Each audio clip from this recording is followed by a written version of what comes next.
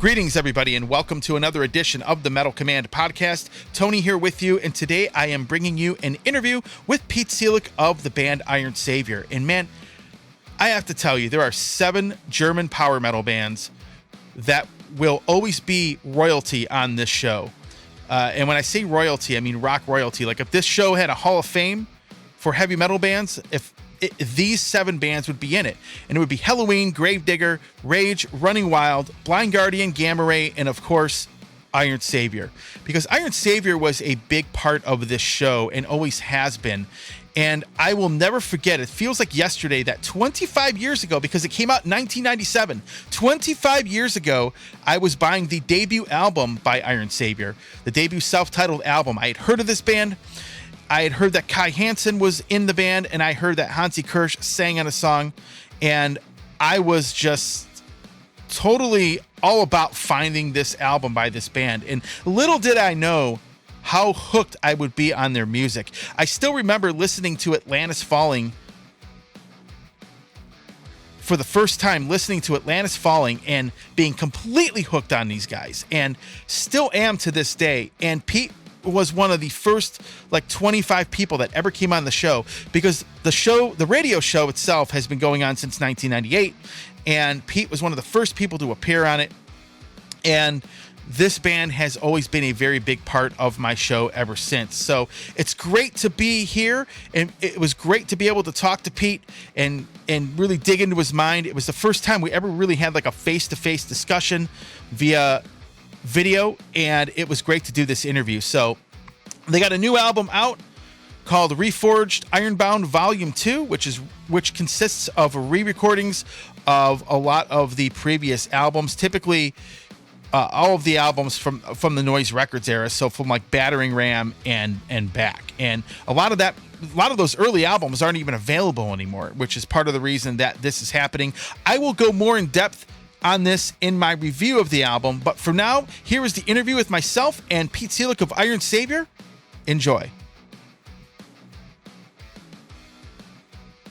Well, Pete, it's great to have you back on the show yet again, and you have a new album, Reforged Ironbound Volume 2. And for those that don't know, Skycrest, Iron Savior, Skycrest, Metal Command Album of the Year for 2020. And listening to this new album of these re-recorded tracks, you continued on with the much improved production, in my opinion, from the Skycrest album. Actually, they sound really, really good. And let's talk about this new release that you're putting out. Well, yeah, I mean, just like the Reforged Volume 1, it's been really a lot of fun making these things, going back to all the different moods and, different times in life, which is connected with all the specific songs.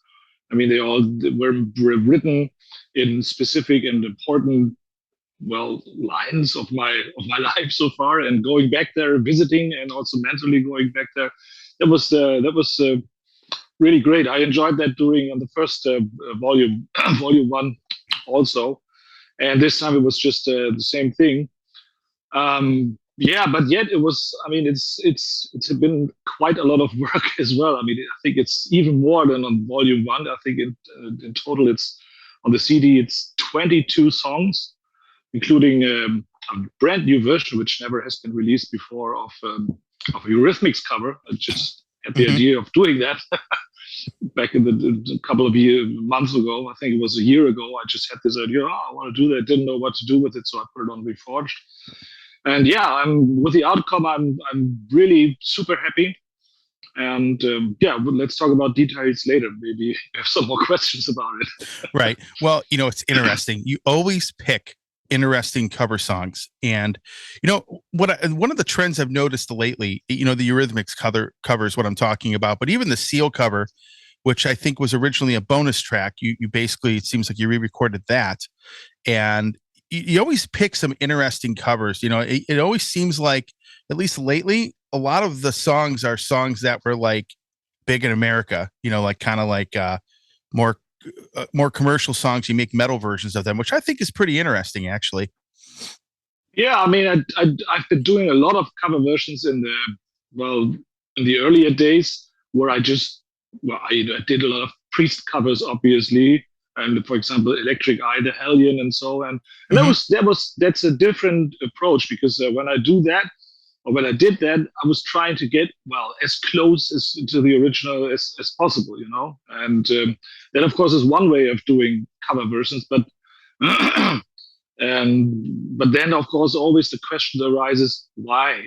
You know, because the original, if you try to come as close as to the original as possible, well, why do it then? You know, Sure. then there is the original. Just listen to that.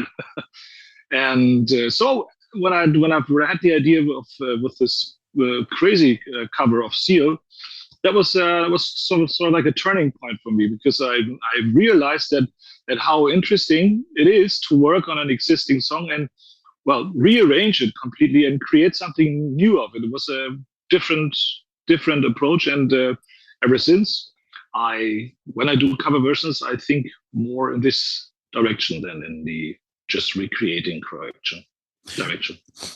I'll be honest with you. My favorite cover that you did is Desert Plains off the Interlude EP. I thought that actually was really cool. It kind of fit in with the songs that were on that. And I always, even That when you, Tony, to interrupt you, but that is because Desert Plains is an awesome song. yeah, That's the reason. yeah, It as Desert Plains is something really unique, in my opinion, in the priest world, because it carries this this epicness, and yet this it has a sadness in it, and I really can't describe what kind of feeling this song, not perhaps only in me, but also in other listeners, um, make make come out. You know, it's and I think this is this is why you like this cover version so much, because the song is awesome. yeah. And yeah, it's done, it's performed quite nice, but hey, if you listen to our version and then you listen to the original, honestly, I think the original still is better.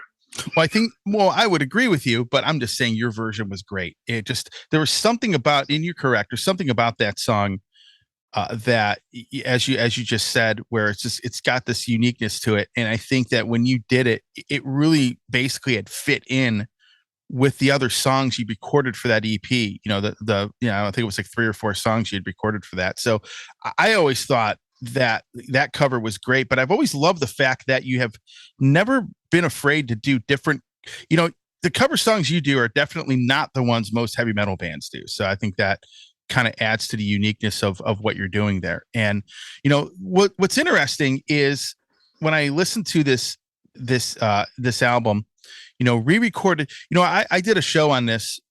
What do I think about re-recorded songs? And typically about 50% of the time, I usually either like the originals better or I like the new ones better. And I'll be honest with you, I like the newer versions of these songs a lot better, especially, it almost seems like you focused a little bit on stuff from like Dark Assault, and Battering Ram and some of those in Condition Red. It seems like there's more of those songs as opposed to the That is last one. because that Yeah. is because really a lot of songs from the debut and unifications are on Riding on Fire.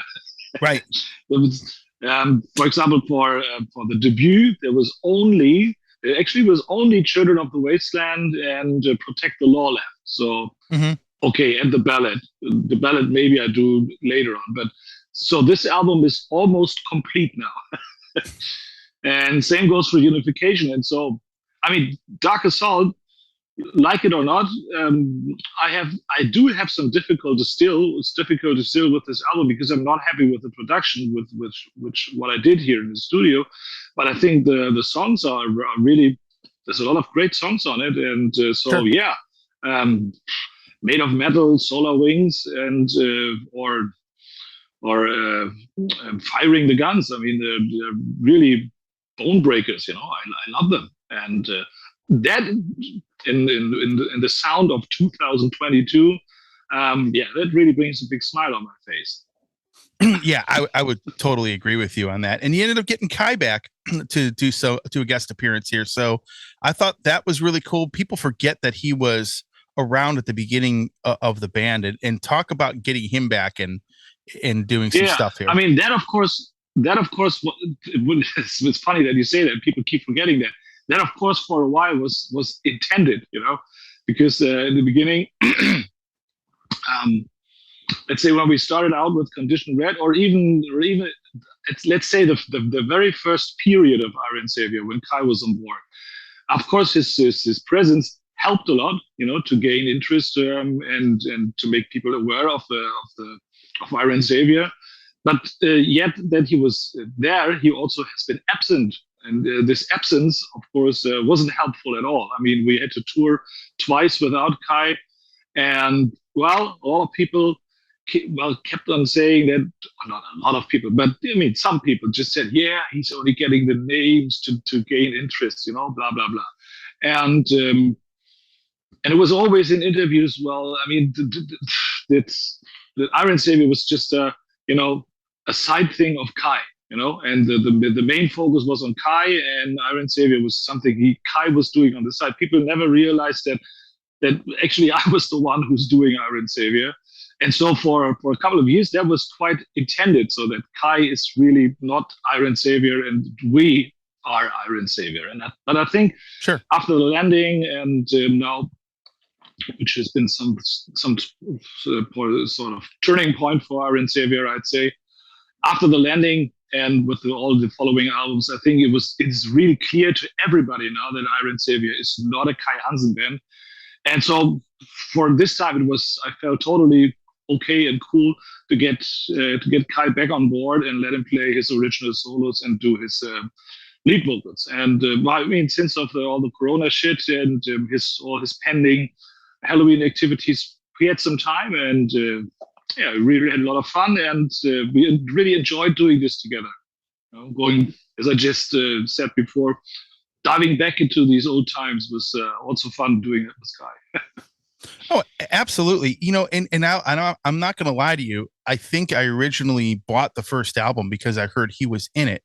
And, Sure. And the thing is, it's interesting because the band, after he was gone, the band still obviously remained. Like Condition Red, I thought was a really, really great record. And, I still think now I always look at Iron Savior like this, and I'm listening to this stuff.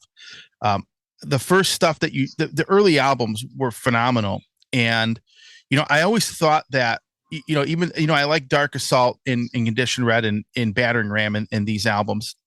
But I always thought that during that middle era, something felt, a little bit lost. And then the landing came out and you guys have went from here to here and haven't really gone backwards. In fact, I think since the landing came out, the band has become a lot better. And, what was it, in between it almost seems like there was how shall I put it? It almost seemed like a resurgence. Like, man, when I heard the landing for the first time, I was blown away by that. You just redid that album, as far as remixing it, but something changed when that album came out and the band went to a different level. Let's put it that way. That's kind of the best way to put it. Yeah, I mean, of course, I mean, I did learn quite a lot of production-wise, because I did did those two Savage Circus albums up front, which really were really challenging, tell you that. And yeah, I did learn some production techniques. I mean, for example, the guitar sound, which I still think is awesome on the landing. And it's definitely one important thing. But tell you the truth, the main important, or I think the biggest thing, or what makes the landing so special is how it was written. I mean, it was written with a completely I don't give a shit attitude, because I had this, I had this bankruptcy of this Dockyard One label, and this really gave me really bad years. I mean, it took I think almost 4 years to dig myself out of that. And well, I mean, everything was, and I was ready to give up, Tony. I was ready to call it a day and do anything else, but no more music. I was through with music. Well, then AFM called me and said, "Hey, yeah," after they sold all the remaining Dockyard stuff, which was a good deal for me. So I was able to, well, to finalize everything and get rid of them, and to finally look forward again. And so AFM called me and asked me if I would be interested in making a record with them. And I said, yeah, okay. I mean, I can use the money, so sure, why not? And I started writing this, and since there was no expectation at all, I mean, I think the Megatropolis was 4 years ago already, so nobody was expecting anything from me. I could do, and I just wrote what came out. You know, what this is my is my idea about heavy metal. You know, this is how I see heavy metal, how I feel metal, and of course I try to do that on every album. But I think with the landing, with the special story up front and the special mood I was in, I think that is actually the most important reason why the landing is the way it is. Mm-hmm. Yeah, and it's interesting because one of the trends I've always noticed is when a band really just doesn't have any pressure, just goes and just writes, and there's no pressure on them, and they always put out great records. To me, I think the landing, not just from, we were talking about production, but just the songwriting wise, that album really just, there was something different about it. And then every album after that, it just continued that. And then when I heard Skycrest, I was like, I couldn't stop listening to it. But Skycrest to me, is easily one of the top 2 or 3 albums you've put out. I mean, that record was absolutely, I was not expecting it to be as good. I mean, I always expect you're going to put something out that's going to be pretty good, but that record kind of went way above what my expectations were, and I could still go and listen to it now. Yeah, I'm still super happy with Skycrest as well, and somehow, not the same, because my mood wasn't bad when I was writing Skycrest, or I wasn't depressed or anything. I was just normal. But I remembered when I was doing the songwriting for Skycrest that I just did what I wanted to do. Sometimes or on other albums, I have at least a little, overview, call it like this, so I cannot have like 10 double bass speed tracks on it. Mm-hmm. There has to be some mid-tempo stuff on it, and so with Skycrest, I didn't have very, very much an eye on that. I just wrote the songs the way I felt them, and I said, okay, come on, and I assembled them later, and I don't care if it's mid-tempo or slow or fast or whatever. It's just, as long as it's cool, it's good for me. Gotcha. Well, one of the things that you seem to embrace, some bands don't, but you seem to embrace Spotify. I notice you post like the Spotify numbers and plays and stuff like that. Some bands don't like Spotify because they don't make a lot of money off of it. But then there are bands, it's interesting. I see a lot of the European bands, especially, that are okay with it. I see you post, playlist numbers all the time. And, what's your view on that? Do you like Spotify? Do you think that it helps the band out and, with like exposure and things like that? I don't know. I mean, it's maybe just a coincidence, but Spotify works best for us.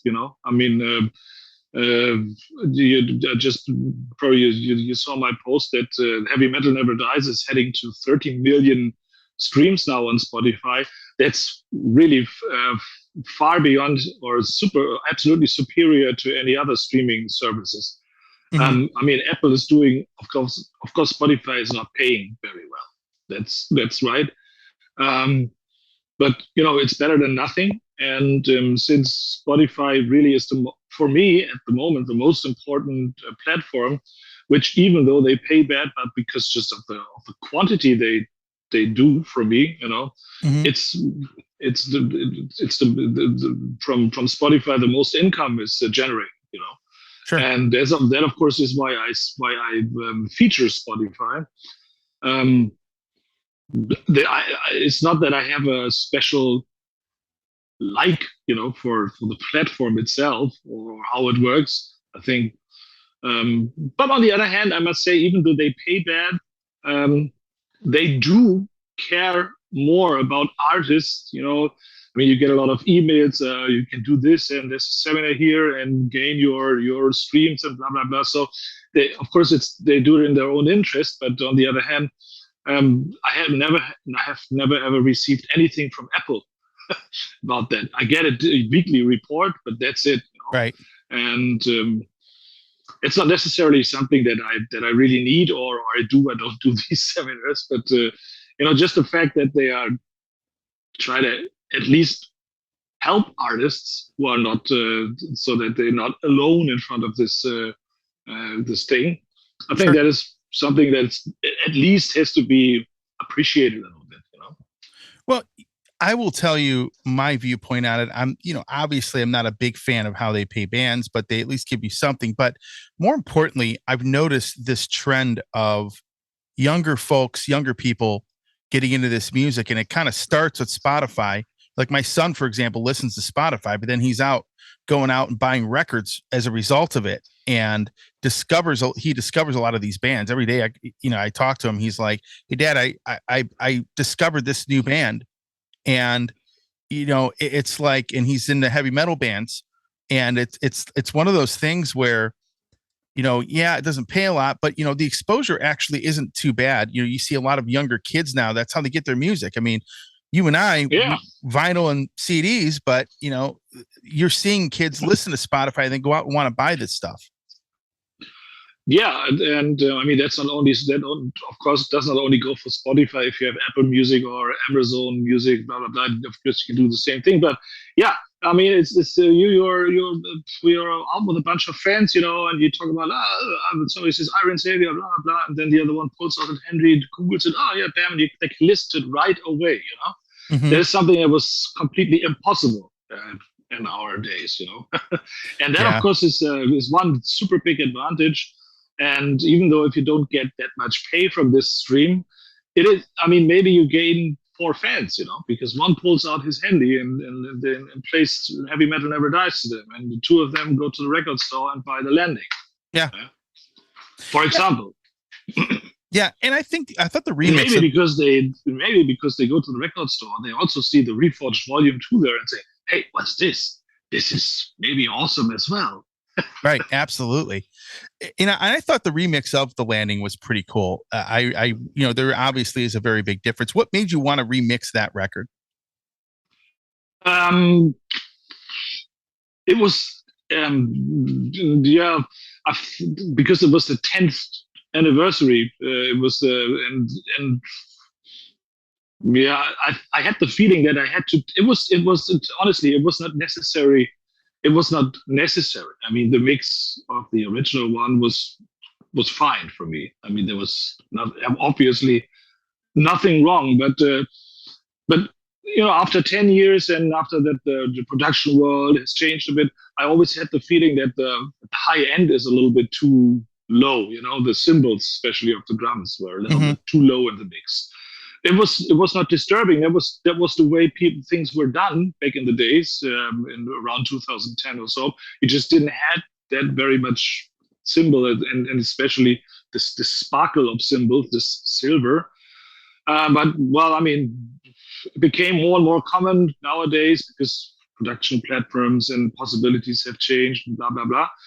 And so, always when I listen back to the old recordings, I've always thought, well, it could use a little bit of high end. Of course, it probably would have been easy to just do a remastering, but I hate this. I hate re-editions and then just all you do is remaster. Put it a little bit more bass, put it a little bit more high end, and well, that's the thing that you can do yourself on your stereo. Yeah, but I think remixing it, the drums have a little bit more punch now. It didn't change the guitar tone at all. Same goes for the bass. And well, it's something if you have a painting, and the painting starts to get old, and sometimes you need to refresh a little bit. That's how I look at this work. Sure. Get off the dust and and bring out the colors again. Now with these re-recorded songs, that you just did, a lot of people think that's easy. And I can tell you, any band that I have ever talked to that has done this, it's not an easy thing to do at all. You have to try to, hey, I want to live up to what the original brought. And then you always think there's always little small details that always change. And they may not be something that is obvious, but there's always little stuff in a lot of these tracks that you hear and you're like, that's kind of cool that you did that. And do you find yourself going back when you re-record these songs, adding a couple things in here and there or taking stuff out? And how difficult really was it to record a lot of these? Well, I mean, since I don't have the multi-track recordings anymore, it was complicated sometimes to hear everything, to get all the stuff back together again. I mean, there are overdubs in the background containing of three or even four layered voices, and that's not easy to hear. I mean, of course, I know sort of what I did back in the days, and so I can, in the end, figure out what it would be and make it sound again like it's supposed to sound. But that, of course, is something. It's a little bit tricky here and there. Then you may have realized that even though the recordings are original or in the original speed and everything, they're not in the original tone. They're dropped down one complete tone, so in sort of a D, complete D tuning guitar wise, because we do that from the landing on with all our records, and so Sure. I decided also the re-recordings are this Iron Savior tuning now, and that brings in the effect that sometimes vocal lines that has been really hard for me back in the days because they're one complete tone higher, are now super easy, and sometimes they're also a little bit too low. And those are the parts you're talking about. Those were this where I did some alterations. I moved the voice up a little bit into the second or even the third one above. Because it just sounds better. It didn't sound good when I was staying in the original line,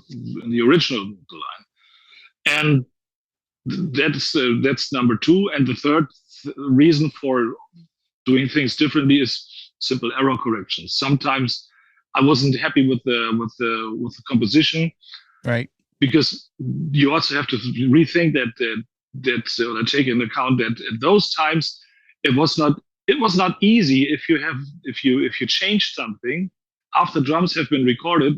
That was not so easy, and so you always had to take a compromise here and there. That so the drums that were there were not exactly doing what you wanted them to do, and you had to find a compromise so that even though the lead vocal has an upbeat, but the drum is straight and all that kind of stuff, And those are those tiny little things that now I was able to correct. Sure.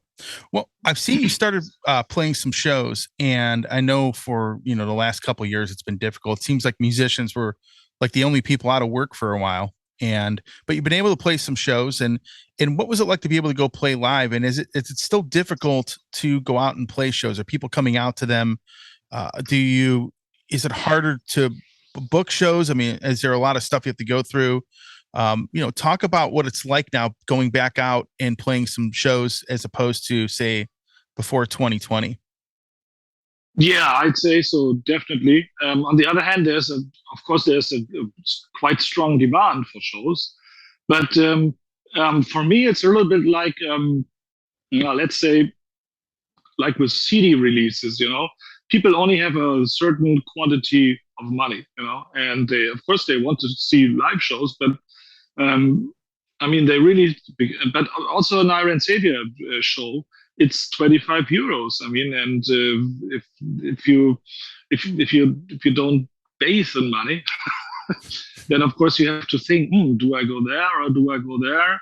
And of course, there is a lot of touring now because many bands have been pausing for 2.5 years or longer, and so there's a lot of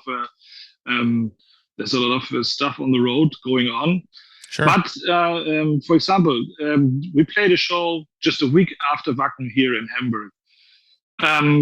It was good. It was well attended, but that for me really was surprising because I thought if we have like 75 people or so, then yeah, that's gonna be heavy metal. Because I mean, if you go to Wacken, you can easily spend 500 euros there, easy or more. If you go there Mostly. for the full 2 day show, and well, you just did that a week ago. I mean, you probably don't want to go to see Iron Savior for another 30 bucks. You probably stay at home and rewatch the shit on Magenta TV or whatever, with a beer for free. But and that's what I to come back to what I said before. It's like with CD releases, people only go to the premium or to the stuff they know. They don't just go to a band that they have never heard of to check them out. Because um, they're still anxious to go out to shows anyways. And if they go, they want to play it safe, and then they go to Wacken or they go to whatever, a big name. They go to, for example, they go to Halloween or they go to Accept or whatever. Mm-hmm. But for the smaller, the B leagues, or for example, it's okay. I mean, we can't complain, but it has been easier before Corona. Sure, absolutely. It's like, in Wacken, you forgot the other thing. You might spend 500 euros, but you don't sleep for like 3 days. That is also one. Yeah, I mean, your energy level a week and later definitely is not that great already. Especially if you attend unless you're 18 and you don't care. Yeah, especially with the beer tent being so accessible for 3 days. So it's pretty. Yeah. Sometimes people may not have the energy to go to a show right after that, because that's no. You don't notice it until you don't really notice it until like couple days later. You feel that it's almost like jet lag. It's kind of what it feels like a little bit. But that's great. And again, I really like the fact that you did these re-recordings. I think the Riding on Fire, I thought was really, really cool. I thought some of these songs, sound wise and even somewhat composition wise, I think sounded a lot better. And what initially made you want to do this? What initially got into your head to go and re-record these tracks and do these albums? Well, I mean, the main driving reason for that was that for many years the entire Noise back catalog wasn't available.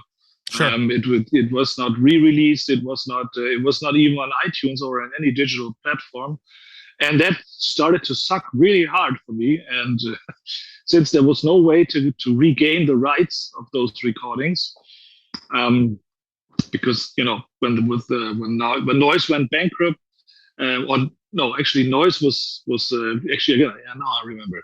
Noise was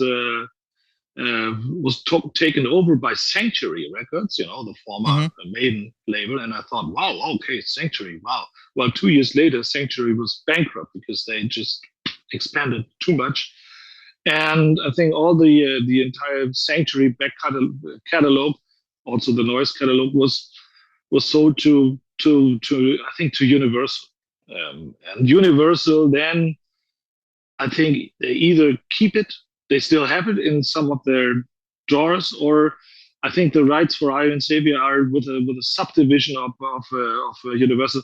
I tried to figure out where they are and who I would talk to get them back. I failed. It was not possible.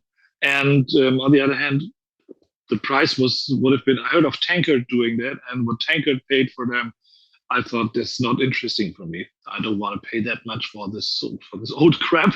Yeah, sure. So I decided, no, okay, to have control of this again, and at least to regain some income from that, I would just simply re-record them, because then I have the rights again of this newly recorded tracks. Sure. So as of now, you're saying that the early stuff, like Unification, the self-titled album, those albums aren't in print anymore. Is that what you're telling me? That's what I'm telling you. If you have one, keep them. They will never be made again, as far as I know. I did not know that. So they are really collector's items. Oh wow. Yeah, that's sad. Because I mean, those records when they came out, and I go back to those albums, at least for me, were important for me, especially when I started this show, because there's 7 German power metal bands that were like I still listen to this day, that are like I consider rock royalty on my show, and you obviously are one of them. But those records, those first couple albums especially, were very big for me back then, and very important. I did not realize that they were out of print. That's bad, because those albums are classic in my opinion. Yeah. While you're talking, I just looked up Battering Ram on iTunes. It's still not there. I mean, all other albums are there, but that's because somebody probably at Universal simply forgot to upload this album. And that's for 10 years now. Sure. Nobody realizes that, because nobody gives a shit for Iron Savior at Universal. Right. It's way too small, the band. That even the coffee maker dude will even look at it. And that's that's the reason. The reason is just in front of me here. And that's the reason why I really had to do this again, because I think it's great songs. It's great stuff that we did back in the days, and it was really pissing me off, that it's been treated that bad from Universal. Yeah, absolutely. And that's a sad thing, because those, man, late 90s for me, that was like the resurgence of heavy metal for me. That's when bands were really putting out some great stuff, and really this music started going back up. It started gaining in popularity, but the quality of the albums, it was just going up. And you were like a big part of that resurgence to me. And I'd say the first 3 albums in the EP were, in my opinion, very important records. And even to this day, I still think they were very important in being a part of that. Yeah, absolutely. I mean, also personally for me, I mean, this is the debut. That was the first record I ever made myself. It's super important for me, and so was Unification. I don't know. Unification was, for me, it was even more important, because I mean, there was the success of the first one, and I really didn't want to fuck up at all. I was really super highly tensed all the way. And I was giving 150 or even more percent on each and every track, recording everything constantly again and again and again to make it as perfect as possible. Sure. I think, honestly, I have never ever worked again on an album so intense like on Unification. And so those are 2 really, really important albums for me. And yeah, that's it. We came out at a time when heavy metal was starting to have a second wave or so. There was was the first new wave of British heavy metal, and there came all the new metal and grunge years, where you had to somehow survive. Sure. In terms of music. And after people were getting sick a little bit of detuned guitar, out of tune guitars, and boring new metal grooves, bands like Iron Savior or Hammerfall came out at this time, and there was an interest again for this kind of straightforward heavy metal, or power metal, it's called nowadays. Right. Sure. And so for that reason, those albums, I'd say, until even including the Condition Red and also the Battering Ram album, they definitely did their share for this development we are looking at today. Yeah. The one cool thing about the re-recordings too, I know this isn't on the new album, but hearing you sing, for example, like For the World, because you had Hansi singing on it, and getting to hear your version of that, you actually singing the whole song was always an interesting thing to me. So there's a lot of things on these re-recorded tracks that are different that I think really, I think are very interesting. And it's actually really cool to hear some different versions of these tracks, in my opinion. Yeah, for me too. I mean, as I said before, of course, I tried to keep the original feeling of the song, to conserve that, and to bring that up again. But did some small corrections here and there, or enhancements, which I think they do fit the songs well. Put it like this. Sure. Yeah, and with the production sound, I'm absolutely really happy. And together with the cover artwork, which is done by Felipe again, I'm really happy. There was it took a while to bring him there because Ironbound, it has this line, 10,000 ride. Of course, it's a metaphor for 10,000 or even more ships. Yeah. Departing from Earth. Yeah, departing and heading out onto the biggest space battle ever. And when I saw his first drafts, there were a couple of ships that said, no, Philippe, more. It's 10,000 wide, and even more. And then I think it was going back and forth at least 10 times. I said, I don't care. I mean, it must look like sand on a beach. And for my taste, it's still not enough ships, but I think it's okay. I think there's quite a few on there. Actually, I'm looking at the cover right now, and yeah, I'll put it up here on the interview. But yeah, I still think it looks really cool. In fact, I would consider this probably the best cover you guys have ever done, as far as an album cover goes. Yeah, I think so too. So it's a little bit. I mean, I like the SkyQuest cover really a lot, I must say. And, sure. But this one, yeah, I mean, because it has so many ships. I'll tell you that. you got more. It's epic. You have more ships than the many moods of Spock on your shirt. Absolutely, the many moods of Spock are a joke compared to that. Have you, speaking of this, I mean, but Tony, but this only covers. It's only the peak of the iceberg. It's only what fits on a shirt. Speaking of SkyCrest, I know you've done these re-recordings. Have you started writing for another record at some point? Yeah, I have started already. Now I have a couple of good songs, which I like. I mean, again, different than other albums. Again, of course, not too different. Again, of course, definitely Iron Savior. But well, I mean, I tweaked my production processes a little bit. Also worked a little bit on my guitar sound, but because sometimes people ask me, why are you doing this? I mean, the album sounds really great. Why don't you have all the possibilities to record sounds? Of course, I do that. It's not that I'm not doing this, but well, I mean, regularly, like every 4 or 6 months or so, I start to question everything and try to move to create something new because, for me, and why I'm doing this is because in my opinion, if you stagnation is going back, so if you just keep what you have, you're automatically going back. So that's why I try to keep,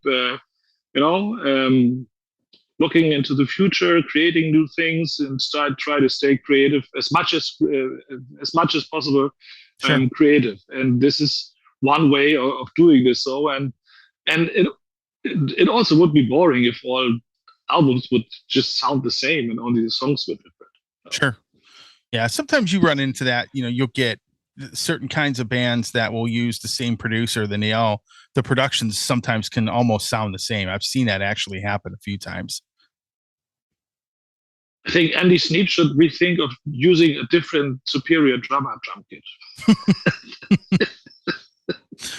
Well, I got to tell you what. Yeah, I have.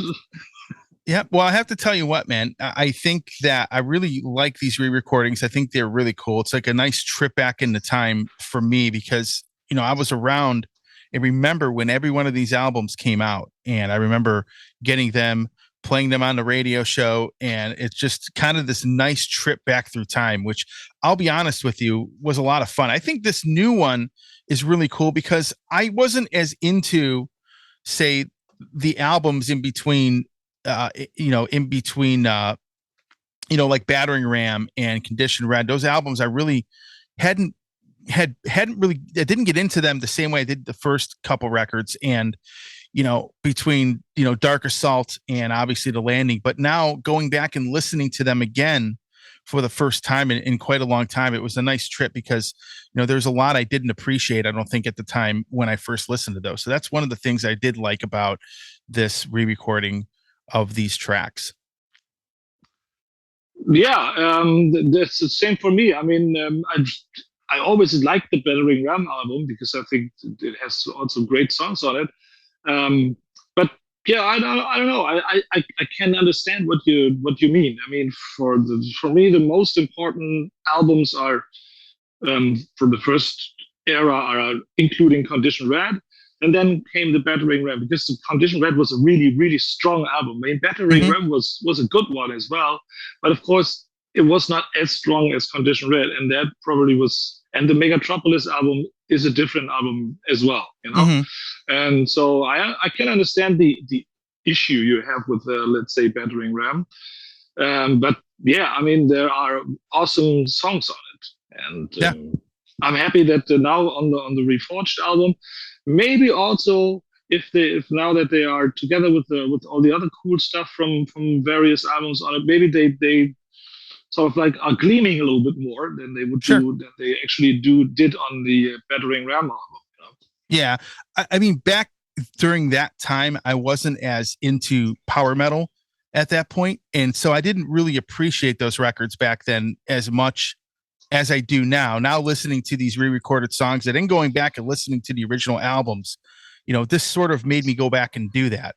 And, that's pretty much where I basically was going with that comment. And it's cool to go back and say, some of my favorite albums, for example, were records that I wasn't into as much at the time, but then you go back a year later, 6 months later, 5 years later, and you're like, man, I don't know why I didn't like this at first. I like it a lot better.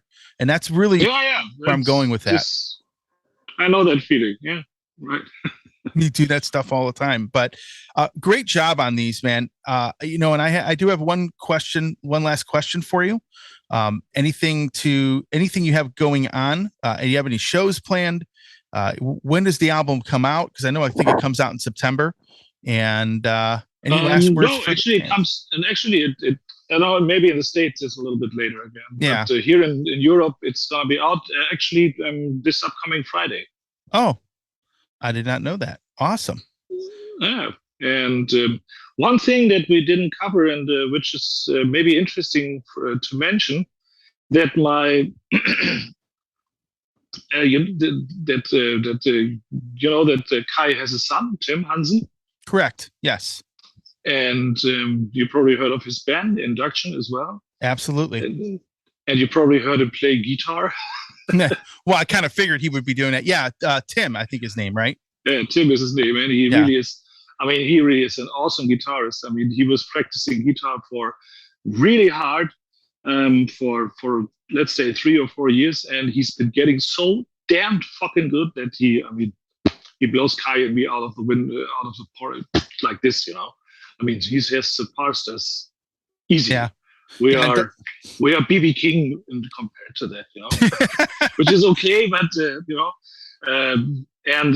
he plays one of the solos that I was originally asking for Kai to do his solo on, but then Kai had the idea, we could ask Tim and make him play the solo on Deadly Sleep, because that was really nice to be honest, because I'm also his godfather, and so it was like it's like a next generation metal coming in, and it just felt good, and sure.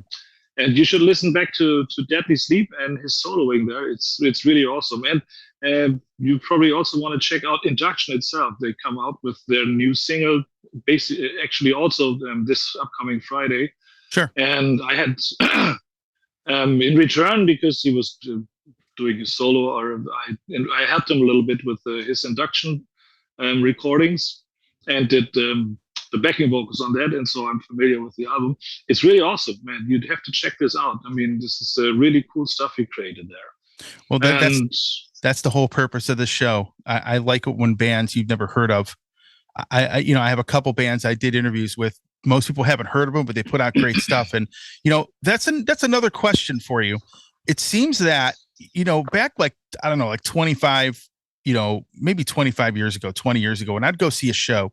I brought this up in another interview, but I remember going to see Iron Maiden after Bruce had just come back to the band. And I think the average age of the people that were there had to be at least 35 or 40. Now, if I go to a show, you see a lot of kids, a lot of 16-year-olds, a lot of 17-year-olds. And you just talked about Tim. I mean, he's a pretty young guy. And it seems like this music has really embraced a lot of younger people being brought into it. Actually, yeah, absolutely. And I mean, actually, I don't know exactly why, but of course, I like it. It's cool. Yeah, I think part of it. Of course, they do things differently than I do. Sure. I mean, if you listen to Induction, it sounds way more modern, and probably not exactly how I would do metal, but it's really awesome stuff, and it's really.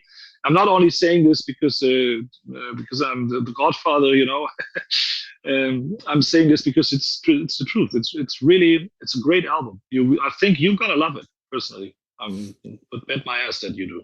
Yeah, I mean, and the thing is though, I think that one of the things, obviously, the music has stood the test of time from so many bands out there, but I think a lot of the people in the bands, like the musicians, especially the older crowd, the guys that came through in the 80s and throughout the 90s, I think a lot of you have really embraced a lot of these kids, and they feel it's real easy to relate to a lot of you guys. And I think that's another reason why so many younger people are into this music. When you go see Maiden, I mean, Iron Maiden, they talked about this in an interview where they talked about the younger crowd and generation coming in. And I think that's great. And you have guys like Tim, coming in, and he's a younger guy. And that's, at one point I was that younger guy.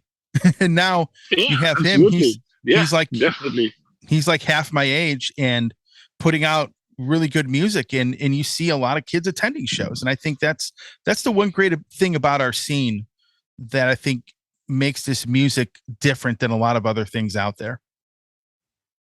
Absolutely. It's definitely more on the long term, than sure. So as you know, heavy metal never dies, that. Right. But still the greatest solo you have ever played. Just want to let you know that. That is literally, I still say that to this day, just so you know. Well, I mean, yeah, it's not maybe the most technical wise the best solo ever played, but I like the way it builds up and the melodies in there. It's cool. Yeah, I love it. I mean, it's all the time. When we play it live, of course, when we play live, we always have to play this song, And, absolutely. It's not getting boring or to play this song, because it's an awesome song, and and I'm not getting tired of playing the solo as well. I still like it, and by the time I play it most of the time without mistakes. I can go and listen to that song and never get sick of it. Let's put it that way.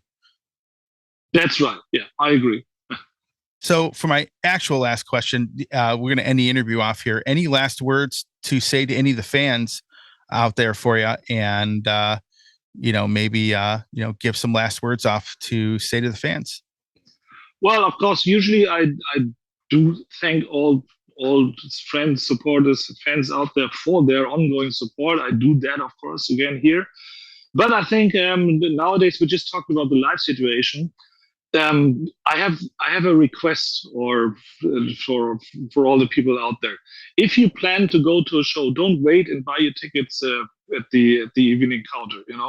Just go for the pre-sales and buy your ticket in advance, because that gives the artist and the promoter and everybody who's related with the show the best possibility to create the best event possible, Mm-hmm. Because if you don't know how much money is coming in, because all people are waiting and buying their tickets late, because be daring, buy your tickets and support your local acts and your local promoters, and buy the tickets as early as possible. That is a request I have. Awesome. All right, man. Well, Pete, I got to tell you what, it was a lot of fun having you on. It's hard to believe that the first time I had you on my show was almost 25 years ago, But Yeah. I mean, we're going back a long ways now, but I'll tell you what, it's always been fun over the years. It's fun to be able to watch the band grow and change over this course of time. And, looking back at uh, how everything has evolved over the years, it's kind of interesting to go back and look at that. But yeah, it really was that long ago. You were one of the original people that ever came on the show. I think it was like 30 people came on the show. You were one of them. So it's 7 of them were old school German heavy metal bands, power metal Oh, okay. bands. All Yeah. right. So I think and that's what I was into. I mean, it was Iron Savior and Gamma Ray and Gravedigger and Rage and Halloween and Running Wild. You kind of get where I'm going with that. So all of those bands to me still are like royalty on the show, because when this show started, you guys were probably and still probably one of the biggest parts of this show. So you definitely, when I have someone like yourself on the show, it's definitely on a different level for me. Cool. In a That's good way. nice to hear, Tony. All right. Well, hey, it was great doing it. And I cannot wait for this to come out, and the best to you. The best to you as well. And yeah, keep fingers crossed that your YouTube channel will go well, but I'm quite sure it will. I mean, Absolutely. Why shouldn't it? Sure. People know you. You've been doing this not since yesterday, so people know that you're offering a certain quality, and you're not talking about you're doing interesting stuff.